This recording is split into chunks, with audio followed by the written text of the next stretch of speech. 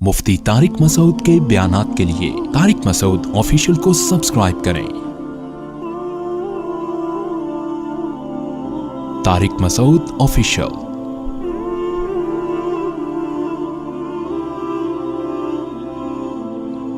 سورہ حج میں اللہ نے قیامت کے زلزلے سے اس کو شروع کیا۔ اے لوگو اتقوا ربکم، اپنے رب سے ڈرو، ان زلزلۃ الساعۃ شیء عظیم، قیامت کا زلزلہ کوئی معمولی چیز نہیں ہے۔ یوم ترونہا، جس دن تم اس زلزلے کو دیکھو گے، تذہل کل مرضعۃ عما ارضعت، سب سے زیادہ ماں اپنے دودھ پیچے بچے سے محبت کرتی ہے۔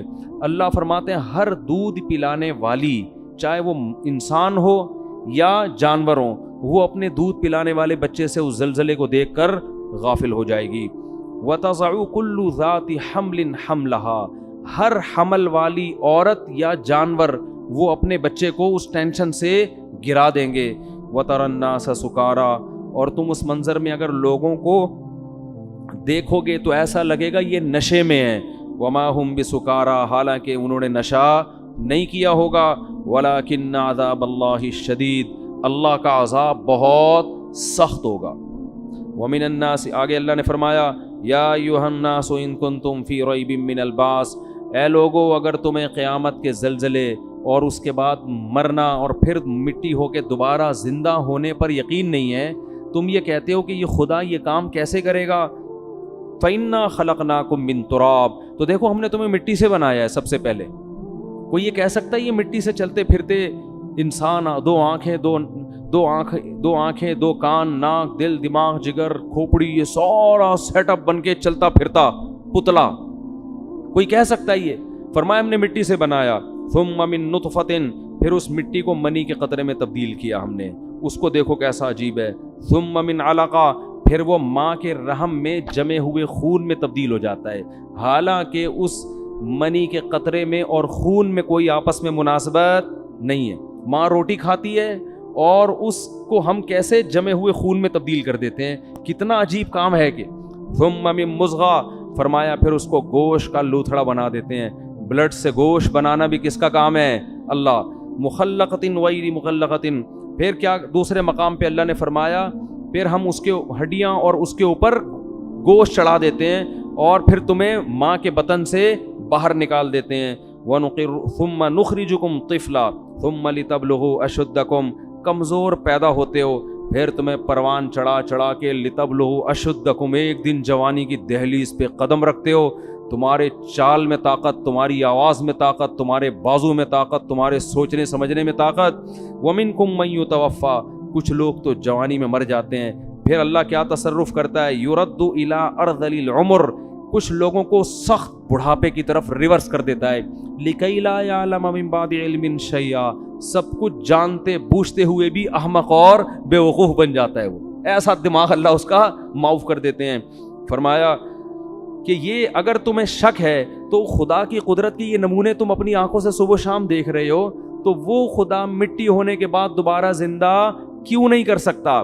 اللہ کہتے ہیں ایک اور دلیل ہم دیتے ہیں، وَتَرَى الْأَرْضَ حَامِدَةً، زمین کو دیکھو کیسے مرجھائی بھی پڑی ہوئی ہوتی ہے، کھود کے دیکھو کہ مٹی گوبر کے علاوہ کچھ بھی نہیں ملے گا۔ کوئی کہہ سکتا ہے اس میں پانی ڈالو تو یہ سب کچھ اگے گا، کچھ ہے ہی نہیں، نہ اس میں خربوزہ ہے، نہ تربوز ہے، نہ انار ہے، نہ انگور ہے، کچھ بھی نہیں نظر آئے گا اس میں تمہیں، لیکن تمہارے رب نے ایسے سافٹ ویئر اس مٹی کے اندر انسٹال کر دیے ہیں کہ فَإِذَا أَنزَلْنَا عَلَيْهَا الْمَاءَ، جیسے ہی ہم آسمان سے پانی اور برساتے ہیں، اہتزت، ایک دم زمین حرکت میں آنا شروع ہو جاتی ہے، وربت، اور اس کا سینہ پھٹنا شروع ہو جاتا ہے، وَأَنبَتَتْ مِن كُلِّ زَوْجٍ بَهِيجٍ، ہر طرح کے خوشنما درخت اور پھول بوٹے اور پھل وہ پیدا کرنا شروع کر دیتی ہے۔ اسی زمین سے کیسے پھول خوبصورت، کیسے جنگل آباد ہوتے ہیں۔ ذالک، اللہ کہتے ہیں یہ خدا اس لیے کر رہا ہے تمہیں یقین آ جائے بِأَنَّ اللَّهَ هُوَ الْحَقُّ، کہ وہ اللہ برحق ہے، وَأَنَّهُ يُحْيِي الْمَوْتَى، وہی مردوں کو دوبارہ زندہ کرے گا، تاکہ تم یہ نہ کہہ سکو یہ مردے زندہ کیسے ہوں گے۔ یہ اللہ اس لیے کر رہا ہے، بتائے گا جو یہ کر سکتا ہے، جو مٹی سے خربوزے، انار، انگور، انار پیدا کر سکتا ہے، وہ مٹی کو ریورس کر کے تمہیں دوبارہ انسان کیوں نہیں بنا سکتا؟ وَأَنَّهُ عَلَى كُلِّ شَيْءٍ قَدِيرٌ، اور تمہیں یقین آ جائے کہ اللہ ہر چیز پر قدرت رکھتا ہے۔ وَأَنَّ السَّاعَةَ آتِيَةٌ لَا رَيْبَ فِيهَا، تمہیں پتہ چل جائے کہ قیامت ایک دن آئے گی اور اس کے آنے میں کوئی شک نہیں ہے. وَأَنَّ اللَّهَ يَبْعَثُ مَن فِي الْقُبُورِ, اور جو قبروں کے اندر دفن ہیں, لوگ پڑے ہوئے ہیں, اللہ ان کو ایک دن اکھاڑ کے اپنے سامنے کھڑا کر دے گا.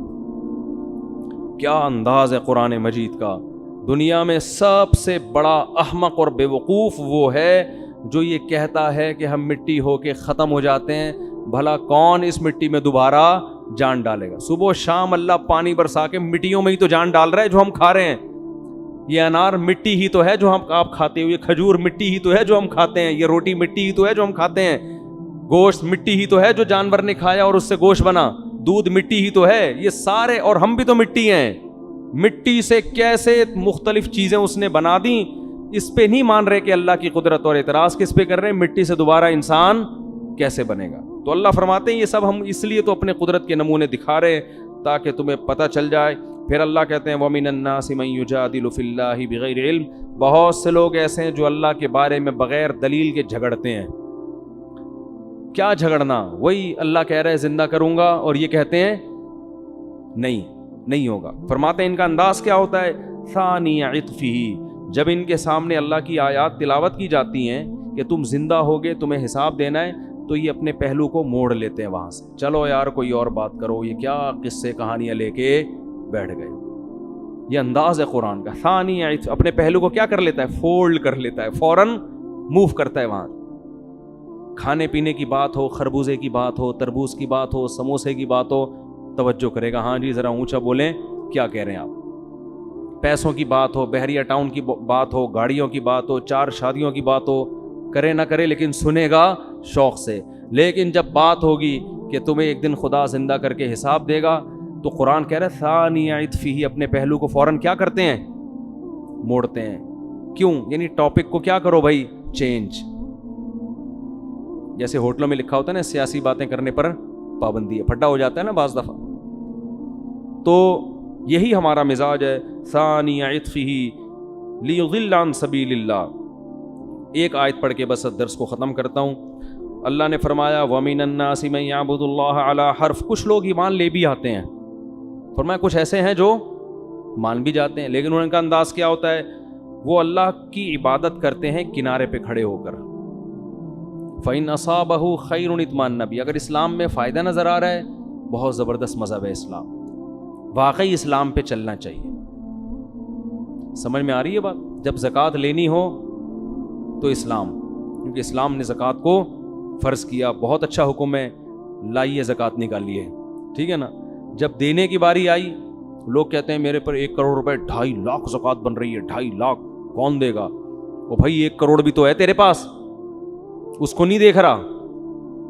1 کروڑ کو نہیں دیکھے گا, جو 2.5 لاکھ نکل رہے ہیں نا, اس پہ موت آ رہی ہے. اور صرف زکوٰۃ نہیں, اسلام تو کہہ رہا ہے اور بھی سخاوت کرو, ہاتھ کھولو اللہ کی راہ میں اپنا, مرنا ہے ختم ہوئے. ہم چائنیز کی طرح یہ پیسہ قبر میں تھوڑی لے کر جائیں گے. وہ ملیشیا میں قبرستان ہے نا, چائنا والے ڈالر کے اتنے بڑے بڑے وہ کرنسیاں لے کے اپنے ساتھ دفن ہوتے ہیں, قبرستان ہے وہاں پہ. تو ہمارا تو یہ نظریہ ہے کہ یہ نوٹ ہم اپنے ساتھ قبر میں نہیں لے کے جائیں گے. یہاں جو خرچ کر دیے وہ آخرت, وہ قبر میں پہلے پہنچ گئے, اس کی نیکی پہنچ جائے گی. تو اللہ فرماتے ہیں کہ جب کوئی ان کو خوشی پہنچتی ہے, اطمئن بھی, تو مطمئن ہوتے ہیں. اسلام بڑا زبردست مذہب ہے. وَإِنَّ 4 شادیاں کی باتیں بھی ہیں بھائی اسلام میں. وَإِنَّ أَصَابَتْهُ فِتْنَةٌ, جب کوئی آزمائش آتی ہے, انقلب علی وجہہ, الٹے منہ اسلام سے واپس پھرتے ہیں. تو یہ اپنے مطلب کا مذہب ہے. خسرت دنیا والآخرہ, فرمائے یہ دنیا میں بھی برباد اور آخرت میں بھی.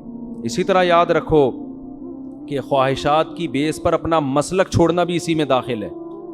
طلاقیں دے دے کے اہل حدیث سے جو فتویٰ لے کے آتے ہیں نا, ان پہ بھی یہی آیتیں فٹ ہو رہی ہیں. ابھی تک تو 4 امام اہل سنت والجماعت کے سمجھ میں آ رہے تھے, جیسے ہی 3 طلاقیں دے دیں تو اب کہاں جا رہا ہے؟ خواہشات پوری کرنے کے وہاں سے. تو اس سے بیوی حلال نہیں ہوگی, اس کو سمجھ لو. تو اور ان لوگوں کی زندگی میں کبھی بھی سکون نہیں آتا. تو خسرت دنیا والآخرہ, اللہ فرماتے ہیں دنیا بھی برباد اور آخرت بھی برباد. ذالک هو الخسران المبین, یہ بہت بڑا خسران ہے, خسارہ ہے کہ جب اسلام میں فائدہ نظر آ رہا تھا تو اسلام, نقصان نظر آ رہا تھا تو اسلام سمجھ میں نہیں آ رہا. اللہ تعالی ہمیں صحیح طرح سے اسلام پر چلنے کی توفیق عطا فرمائے۔ یہ صورت تو بہت لمبی ہے، وقت پورا ہو گیا ہے۔ سبحانک اللہم و بحمدک، نشہد ان لا الہ الا انت، نستغفرک و نتوب الیک۔